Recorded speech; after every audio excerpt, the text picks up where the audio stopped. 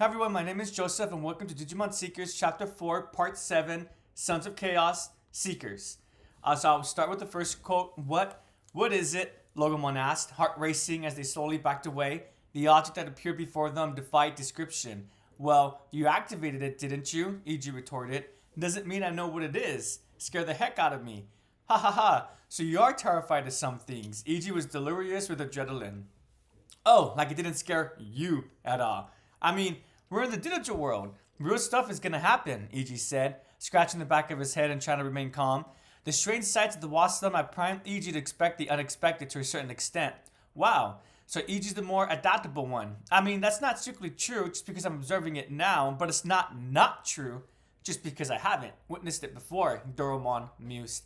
If you want to chase logic in circles, do it in your head. It scared me, okay? End of story.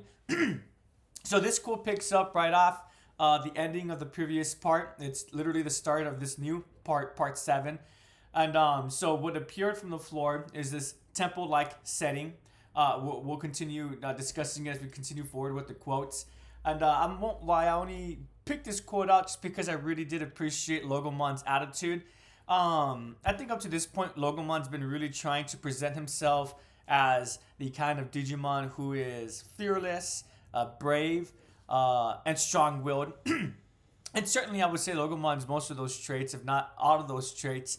But what I do appreciate a lot about this quote is just the fact that fear is present. Despite Logomon's confidence, he admits that he is a little bit terrified. Well, maybe not terrified, but again, there is some fear, some caution that is present. If you want to chase, sorry everyone, thanks for your patience though. If you want to chase logic in circles, do it in your head. It scared me, okay? End of story. Recently, I'm reading this one story called Magus the Library, and I just finished volume 2.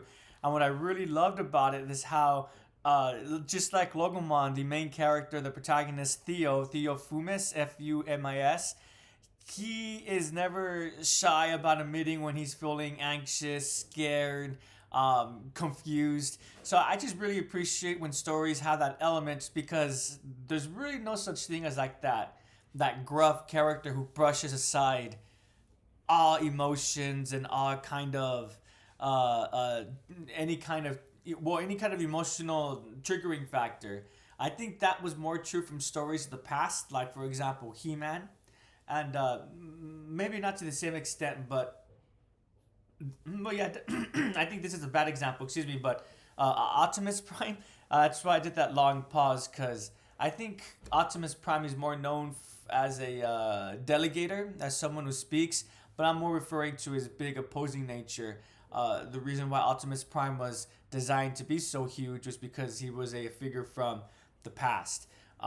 During the 80s, right? We think of like modern quote unquote heroes, things, people like Gordon Freeman, Geralt, Rivia, E.G., Logomon, Theo Fumis, and they're more your traditional height, traditional size of people. Hopefully that makes sense, pardon me. And again, I do thank you for your patience. But I just really appreciate it when stories don't brush aside the negative emotions, because again, that's very human.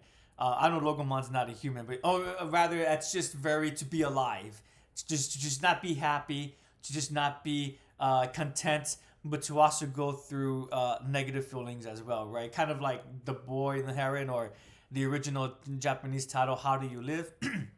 Well, it's through one's actions, how one copes with surprising factors. And that's also another reason why I do like that quote, just because for EG, one would think that EG would be freaking out, but that little line that he primed himself, he kind of got himself prepared for the unexpected. And then Doromon's little quote. Doromon's such an interesting character because I think that line where he says that, how he says it too. Let me go to it. So EG's the more adaptable one. I mean, that's not strictly true just because I'm observing it now, but it's not true just because I haven't witnessed it before. So it's just Doromon right here. He is using logic to think about what he just witnessed. Essentially, that statement that Doromon just stated, it can't not be true, or it can be true because he's seeing it. He's witnessing this action where EG's adaptable versus Logomon. Essentially logos, and if anyone doesn't know what logos is, that just means patterns and logic. Doromon is pointing out a observation that he noticed, but he can't really come up with a conclusion, or rather, he can't come up with a specific conclusion because it's the first time that he's observing this. It's just a funny little line. I always feel like, is Doromon just strictly serious? Does he have a very stoic kind of outlook? But then you have these kind of lines where it kind of reminds me, oh, I think when Doromon wants to, he could be a little bit warmer, not as stoic as I believe him to be. So moving on to the next quote. One of the objects moved toward Logomon. That would be the virus attribute for Logomon. Doromon explained as the data object moved over Doromon's head and the vaccine object moved over the steel-prone Ryudomon. The mere presence of the prototype Digimon of the source domain must have triggered a response in the objects. They are terminals, and we prototype Digimon are the interfaces. Welcome, Tartarus, to the fortress containing the sacred chalice. It's been quite the journey, Doromon, Kosuke said. Indeed, but we shouldn't celebrate until we have truly succeeded, Doromon replied as they nodded at one another. So for this line, for this passage, the specific line I really enjoyed was the last two, or rather the dialogue between Doromon and Kosuke. But I made the choice to read before that just for context for the line. As always, as I just said, Doromon seems to always have this stoic persona. Not a cold persona, but just like Yolene, he seems to be very focused and gets the objective, gets the goal done as soon as they can. But then again, you have those funny little lines like in the previous passage. But then you have lines like this passage where Kosuke's, not that he's celebrating, but he's just highlighting that they've come this far. And then you have Doromon stating, we shouldn't celebrate until we have truly succeeded. Right, so I think that reinforces how sometimes I consider Doromon to be just very, not cold, but again, just stoic. But then we have the previous line and this line. I think they being the writers, I think they do a good job about that because I think if Doromon didn't have those fun little lines, I can't remember specifically the line, but I do know it's not the first time he's made like a little joke. I think Doromon would have been a bit too one-dimensional, a bit, I don't want to say boring, but just too much of a stereotype. And I know the whole persona of being stoic and then being a little bit comical from here and there is also a stereotype, but I much prefer that stereotype over just the cold demeanor of a stoic character. But yeah, and also what I like this little line as well. Doromon replied as they nodded at one another. So it's just that little portion, they nodded at one another. I really love how when the story emphasizes the connection between the Digimon and the partner. One would argue that obviously Kosuke and Doromon, they're on the same page essentially, and I think that's cool. Iji felt the full weight of Kosuke saying he trusted Professor Ruzenji and of his own place in the grand tale of humanity's foray into the digital world. He wasn't kidding, Yolene said, glancing in Iji's direction. This old domain is a massive security hole, very perceptive, Crossroads Witch, Doromon said. I know what you two want, Yolene shouted, grabbing one of Ryodimon's clawed paws in an attempt to rouse them to their feet. You want to crack the code of the digital world itself. That's right. We'll circumvent the World Knight, slip past the system administrator, and take control. You put a target on your backs. It's too dangerous, Yolene said, pressing her case. I have no delusions of ruling the digital world in perpetuity. I need control for but a moment over a small piece. No, it's too risky. If you substitute the source domain to the whims of humans and Digimon alike, these are no mere whims, Doromon said, taking umbrage to the Yolene's framing. This is only to save Saya, nothing more, Kosuke said, unmoved. It doesn't matter. We shouldn't be here. We can't risk destroying the fragile connection between humanity and the digital world. Do you really think we understand Digimon and the digital world enough to be missing with this place? Yolene's words echoed throughout the source domain. They hung in the air, calling attention to what was at stake, their own lives. In the beginning, there was chaos, from which emerged reason and language. Perhaps that's how the digital world began. Then, little by little, emotion added color. A beautiful noise. This is for Saya. So this is probably the biggest passage from this part of the chapter. And I think it says a lot about what's going on. Yolene, she does care about Saya, but she's also being logical and keeping in mind that in order to succeed in saving Saya, this does mean that one will have to transcend quote unquote natural laws. When I say natural laws, what I mean by that is like, for example, water is wet and fire is hot, right? There's no way to make fire code unless someone was able to mess with the natural law of order and they're able to make heat become code, right? So essentially, paracasual or casuality versus paracasuality. A really good example about this would be like Guardians from Destiny, the way that they're able to double jump despite not having feet under their feet, despite not having ground under their feet. It's because of paracasuality. They're able to go beyond the natural laws of nature and create their own kind of set pieces, so to speak. So Yolene recognizes that in order to save Saya, they'll have to mess with possible the natural laws of the digital world, of having to mess with things that they have no idea what they're messing with, no research, no data. And for Yolene, that's not something that she's willing to go beyond. But for Koski, it's fine, right? I mean, he says in this passage, this is for Saya, and then he ends it again after Yolene does a little her plea. He just states this is for Saya, and that's it. And then of course we have Doraemon, who the story states that he wants to change the digital world, cause some kind of revolution. So whatever that might mean, I'm hoping that we'll get more information about that. But that's why for Koski, who wants to save Saya, and for Doraemon, who wants to cause a change in order and the natural state of what currently is, that's why they don't mind possibly breaking some natural laws. Yes, hopefully that makes sense. And I am curious about the pointed target on your backs. I'm going to assume that probably means like the Royal Knights will start targeting them specifically, even though they're in this specific source domain where the Royal Knights have no jurisdiction. And they'll be coming just because of the actions that Koski and the other group, the group as a whole, and the prototype Digimon are doing. Also, what I like about this quote is just it emphasizes it could look like a power-hungry individual who wants complete authoritative control over this new world. But I love how one never gets that impression of Koski and Doraemon. As the audience, we know specifically that they are in this just for their specific objectives, for Doraemon to cause a revolution and for Koski to save Saya. So even though they'll have absolute power for a little bit, I like this emphasis that they'll be able to relinquish that power after they use it for what they want to use it for. Hopefully that will be true. Typically power does have a tendency to corrupt, but I do believe Koski and Doraemon when they state, I have no delusions of ruling the digital world in perpetuity. I need control but for a moment over a small piece. Moving forward, let me go to the top of the quote. Our last colleague was Saya Ruzunji, the professor's daughter and my fiance. Koski's fiance, his lover, Iji struggled to picture it, not that it mattered if he understood. And there was someone he cared as much, there was so much he cared for as much, he would suffer any injury to get them back, and that was what Saya meant to Koski. He worked tirelessly in pursuit of getting her back. So, Logomon interjected. Yes, Logomon, Doraemon said. I just want to tell you, Doraemon, Old Man Tartarus, and Lady Squad Leader.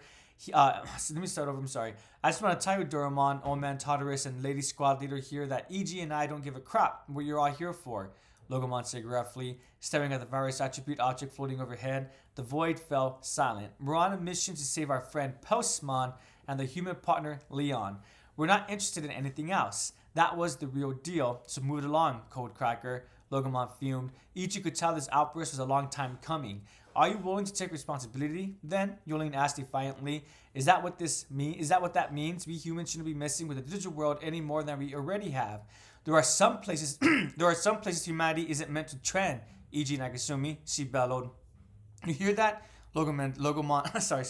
You hear that? Logomon said coyly. Sure didn't, E.G. replied. Yolene gritted her teeth. Look, I hear you loud and clear, squad leader. Or at least, I'm trying to hear you out. But we didn't come out of the switch to turn around without helping our lost friends. We tied along so we could find them, and we're so close, E.G. explained. We're not stopping till we find them. Is what you're trying to say? Logomon interjected, still irritated. What the wolf said. So this quote, it was quite long, and excuse me for stumbling towards the end, but it's because I was gonna start chuckling a little bit.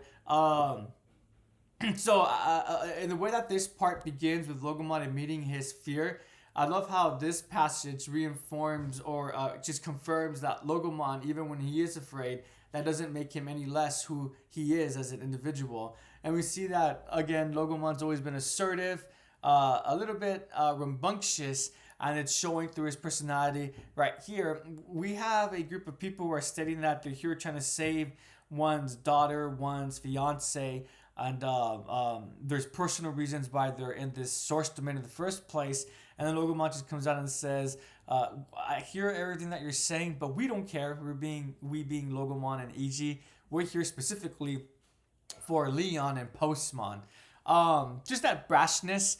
I don't think it comes off as rude. It just comes off as, again, Logomon keeping the objective in mind and wanting to fulfill why him and EG are here in the first place. And indeed, it is to rescue Leon and Postmon.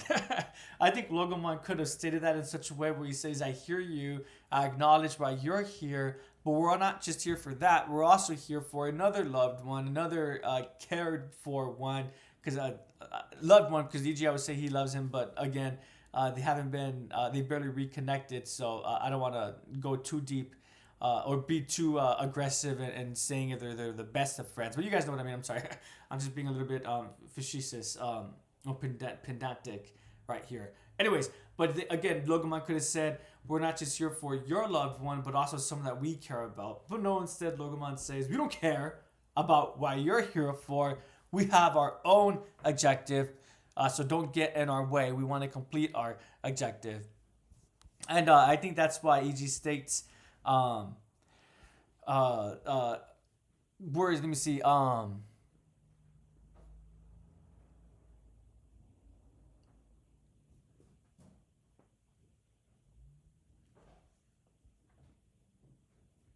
I'm just trying to find the line specifically. "I'm trying to hear you out to Yolene, but we didn't come out this way to turn around without helping our lost friends. We tagged along so we could find them and we're so close." There's no uh what's the word? Not punishment, but pushback to what Logomon said. AG doesn't try to curtail the response or try to say, "Hey, Logomon, how about we keep in mind that we're not just here for ourselves." I would argue that AG does agree with Logomon's line of thinking, and that's why he essentially reinforces Logomon's line of thinking. And I also do like how at first, I think it's funny how when she does her little speech, Logomon says, "You hear that?" Logomon said coldly, "Sure didn't." EG replied. I think it would have been easy just to have this little conversation end right there. But as a reader, I do appreciate the fact that EG did offer an explanation. He wasn't just going to ignore Yolene completely. Again, I think that really shows how professional and how empathetic that EG can be when he wants to be. Again, reinforcing that he's not a stupid individual. He knows how to take into account the details and move forward from there.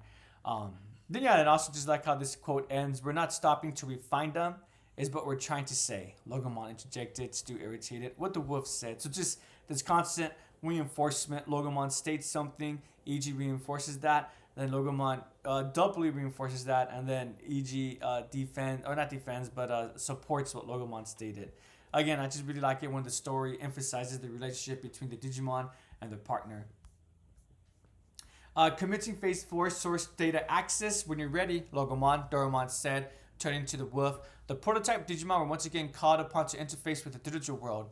Logomon took a step forward, took a step toward the floating objects. Doromon took hold of the restraints around Ryudomon and dragged them along. The half-conscious Digimon murdered something in Doromon's direction. Awake back there, are you?" Ryudomon tried again to get their message across. "Into grand speeches, I see, like the squad leader. You have won. I meant defeat. Do with me what you will. How gracious of you. Is this the famous code of honor I hear so much about? Bushido, was it?" Doromon asked, peppering Ryudomon with questions as they yanked the Digimon across one last bit of floor and dropped them in front of the altar. "You have made a dangerous choice. What is it that you want?" Ryudomon rasped. "I've taken interest in Tartarus and Kosuke Kasikata. I am his partner and he's charmed me. That's all. It is not the same for you. Is it not the same for you?" Doromon said calmly. Ryudomon's eyes brightened in surprise. "It is time for me to repay him all the love and kindness he has shown me and change the world in the process. I will free the digital world, though I do not know what change that will bring. It cannot possibly be any worse. So as I said at the first quote about Doraemon, he goes from stoic to warm. Right here, I think also reinforces that little mindset that I have, because Doraemon could have just dragged Ryodimon to the position that they need to be, and not said anything. But Doraemon's making the choice to engage in conversation with Ryodimon. He's being a little bit, I would argue, serious, but also comical when he says, "Oh, is this the famous Bushido, that code of honor? Oh, are you like your squad leader? Do you want to make a grand speech?" He's not being arrogant, but he's just also just interacting with the people in this setting, right? So I like that about Doraemon. Because again, if he was just dragging Ryodimon, ignoring or not speaking at all, I think that would have been quite boring. And what I also like about this quote so much, as always, as I stated, I love it when the relationship between the partners are emphasized. And of course, I love this quote. It's time for me to repay Kosuke for all the love and kindness he has shown me, and change the world in the process. So I'd also like this quote as well. I've taken interest in Tadaris and Kosuke Kaskikata. I am his partner, and he's charmed me. That's all. Is it not the same for you? So that line, is it not the same for you? Again, it makes me feel. I hope you get some kind of history of where these individuals got their prototype Digimon. I know obviously we could assume it's probably through the professor, but we know for a fact that Logomon was given to EG. Was this the same instance with the other two Digimon as well, where the professor specifically give them to Yolene and to Kosuke, or was it more of a choice? Doromon and Ryodimon saw these individuals and they made a choice to be their partners. Is it not the same for you? Just I think that line just emphasizes the fact that Ryodimon is still working with Yolene. If Ryodimon didn't respect or was on the same wavelength as Yolene, he wouldn't be Yolene's partner. He'll be looking for another partner. I'm going to assume that's what that refers to right there. Same thing with Doraemon, that if Kosuke wasn't the individual that he is, he would have found someone else to try to accomplish his goal with. So I just like this quote because it emphasizes Doraemon's personality, but also emphasizes the relationship between Digimon and their partners. Oh, excuse me, everyone. I had a double quote by accident. Let me make sure. There's a double quote. But since I read it again, I also like the not the assertiveness, but I guess one could argue that Doraemon's being narrow-minded, tunnel vision. But I love his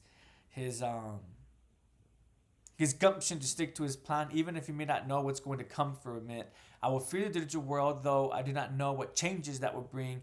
It cannot possibly be any worse. Right? Fingers crossed that's true. But again, I like that faith that Doraemon has in his own little conviction. Now all we need is a DMA treatment Professor Urgenji gave me, Kosuke said, opening his hand to review the syringe full of data floating in the air. Yolene's shoulders dropped. That meant Professor Urgenji not only signed off on Operation Tartarus, he aided Kosuke in executing it. For all she knew, he was its mastermind. There's no turning back now, Kosuke said to himself as much as anyone else. Yolene, I'm sure you want to help Saya too. Bear witness. So I only wanted to read this passage specifically for the portion where Yolene realizes that the Professor Urgenji is essentially an accomplice in this grand scheme, this grand plan. And for her, it's a little bit, dismaying, right? That's why her shoulders drop. But again, I'm hoping that the professor does have a valid reason. Well, I mean, it is his daughter. Saya is his daughter. So, but I'm hoping that the professor is not going to be revealed to be the antagonist and that the daughter was just a secondary objective and the real objective was that complete authority that the chalice is going to allow Kosuke and anyone who has the chalice over the digital world. But I guess we'll have to continue reading and see. But I'm curious about this treatment. All we need is a DMA treatment, Professor Urgenji. Oh, actually, no, never mind. For some reason, I thought that it would be something that they all have to interject to themselves to be safe. But now I just realized we're reading that it just means once they find Saya, that hopefully it's like a potion, an antidote that will allow Saya to awaken. So, excuse me. misdirection on my end, or rather misreading on my end. Sorry, guys. I feel like I'm stumbling a lot, but I do thank you for your patience. It is quite early. Code enveloped in light streamed through the frigid air, connecting the three floating objects at the outer to the interfaces on the respective prototype Digimon. Whoa, Ichi said, in awe of the legendary code cracker. No humans had ever set foot in this place. Their passage beyond the gateway was like setting foot on the dark side of the moon. They were the first to leave the mark on the source domain between the gateway and the limitless expanse of the digital world. For all they'd done, this was just the beginning. They were going to venture out into that vast expanse. The blocks compromising the stone circle began to glow, revealing symbols in some unknown language. Ancient code only the prototype Digimon could decrypt. Hang Saya. Decryption. I can't pronounce words sometimes. Decryption in progress. Let me start that over. Hang on, Saya. Decryption in progress. The prototype Digimon at the altar synchronized with one another. Humanity, with its many tools and iron will, was about to travel far and wide across the digital, and then it gets cut off. The light of pillars flickered and died, and the entire process shut down. Taking out Kosuke's virtual monitor, Ichi turned to look, but cut off. Good morning, friends. Darkness. So there was a page break. There was the first cutoff. Humanity, with as many tools and iron will, was about to travel far and wide across the digital. Of course, it's going to say world, but before world is inserted, it gets cut off. And then the second cutoff, there's a page break where we get this individual who appears, and Ichi looks. The entire process shut down, taking out Kosuke's virtual monitor. Ichi turned to look, but, and then we have good morning, friends, and then darkness. So the but is where the second cutoff occurs. I really like the use of these two cutoffs. I think it emphasizes that this individual who appeared out of nowhere, they're probably going to have some exposition next part where we're going to get some lore information, hopefully. I have a feeling that this might be the professor, but I'm hoping it's not the professor. The reason why I say that is because good morning, friends. Why would anyone else besides for the professor say that word friends? Because the professor obviously does have a connection to all these people who are present here, even if they are coming from different organizations, Sons of Chaos, Code Crackers, Hackers, the Digipolice, and so forth. But even if it is the professor, I'm hoping that the professor will reveal to the group the next stage of the plan, and also reveal why maybe he was being cryptic. Why he couldn't reveal the full plan from the get-go. Maybe he will explain, like with Kosuke, who understood that Yolene wouldn't be willing to help with this plan of utilizing the prototype Digimon. Maybe the professor was aware about that as well, and thus why he chose to work under the behind the scenes, behind the curtains, right? As always, it does leave me curious. I'm looking forward to the next part. I know, excuse me everyone, I know for the past couple videos, I feel like my commentary has been kind of a little bit too superficial. So excuse me about that. It's only because for me, work is starting to pick up again, and some personal aspects as well. But anyways, so it's part of me about that. I only bring that up because I know my last question for the previous video was probably too simple, too superficial. And I'm a bit worried that I'm going to ask another superficial question again. But my question for this video is going to be, who do you guys think this individual is at the end? I think it is probably going to be the professor. But if it's not the professor, maybe it's the individual who controls the Royal Knights. Maybe they're saying good morning, friends, because they've been watching this group and the progress they've been making in trying to save Saya.